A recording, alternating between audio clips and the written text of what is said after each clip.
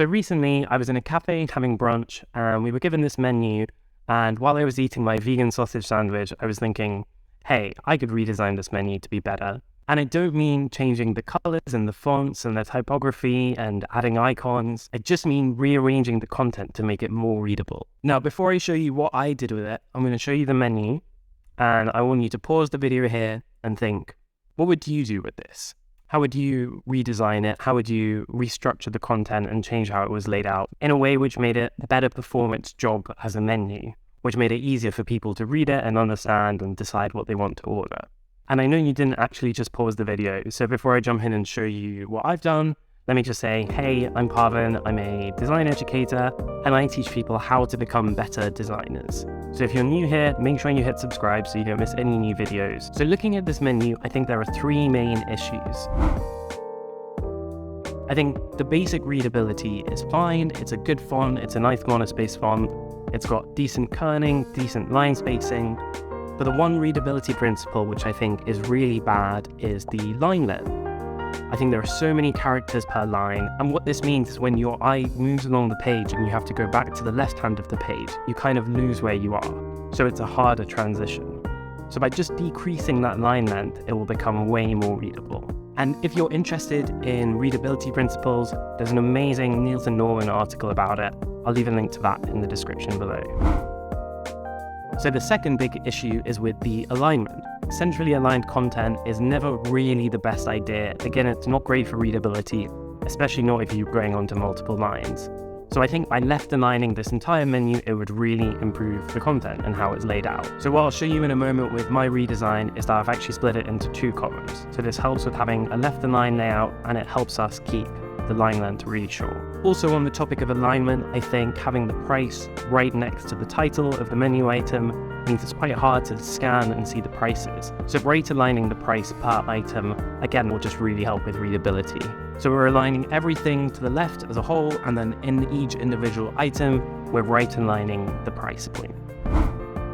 So the last big issue is with information architecture. It's just with how the content is architected, how things are grouped.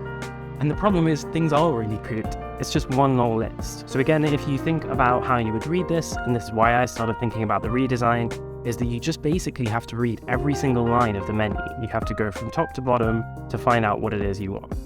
And say you're coming to the cafe and you know you've got a bit of a sweet tooth, you just want something sweet for brunch. Wouldn't it be so much easier if there was a section with all the sweet items so you could go straight there? Now, when it comes to organizing content, the main thing you need to remember is the LATCH framework. So LATCH is an acronym, and it stands for location, alphabet, time, category, and hierarchy.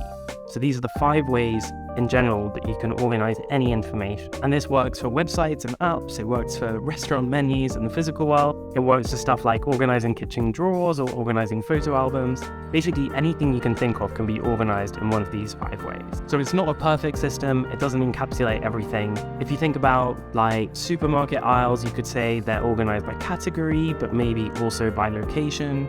So don't think too much, just remember that acronym LATCH. So for this menu, as I mentioned, I'm going to organize by category, and by grouping them and with that 2-column layout, I think it's really going to improve the visual structure and the readability of this menu. So as a reminder, here's the old one, and this is the redesign.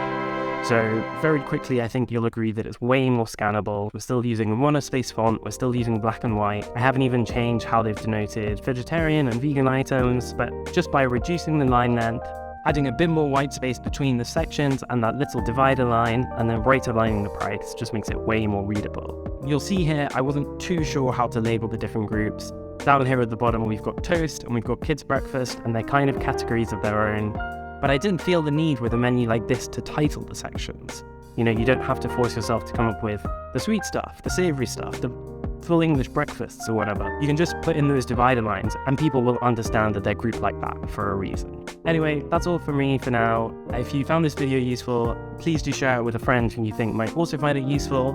Please hit the like button below, that really helps me out. Just in case anyone wants a copy of this file, I've left a link to it in the description so you can get a copy of it from the Figma community. I'm still new to YouTube and I'm still learning what kind of content to make, so if there's anything you want to see a video on, please do let me know and I will get right on it. Thank you so much for watching, see you on the next one. Cheers.